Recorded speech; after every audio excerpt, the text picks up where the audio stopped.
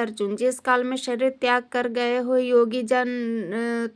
न वापस न लौटने वाले गति को, और जिस काल में गए हुए वापस लौटने वाले गति को ही प्राप्त होते हैं, उस काल में अर्थात दोनों मार्गों को कहूंगा। जिस मार्ग में ज्योतिर्मय अग्नि अभिमानी देवता है,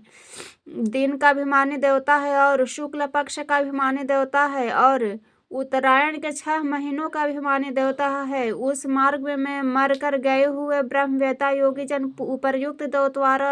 देवताओं द्वारा क्रम से ले जाए जाकर ब्रह्म को प्राप्त होते हैं। जिस मार्ग में धूमामी अभिमानी देवता है, रात्रि अभिमानी देवता है तथा कृष्ण पक्ष का अभिमानी देवता है और दक्षिणायन के 6 महीने का अभिमानी देवता है, उस मार्ग में मरकर गया हुआ सकाम कर्म करने वाले योगी उपर्युक्त देवताओं द्वारा कर्म से ले जाया हुआ चंद्रमा की ज्योति को प्राप्त होकर स्वर्ग में अपने शुभ कर्मों का फल भोग कर वापस आता है। क्योंकि जगत के ये 2 प्रकार के शुक्ल और कृष्ण अर्थात देवयान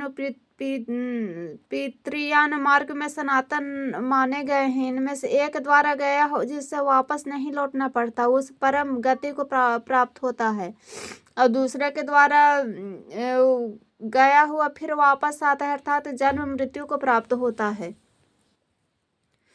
है पार्थ, इस प्रकार दोनों मार्गों को तत्व से जानकर कोई भी योगी मोहित नहीं होता। इस कारण है अर्जुन,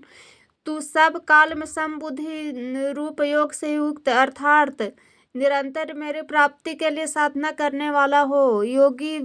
पुरुष इस रहस्य को जानकर वेदों के पढ़ने में तथा यज्ञ तप और दान आदि करने में जो पुण्य फल कहा है,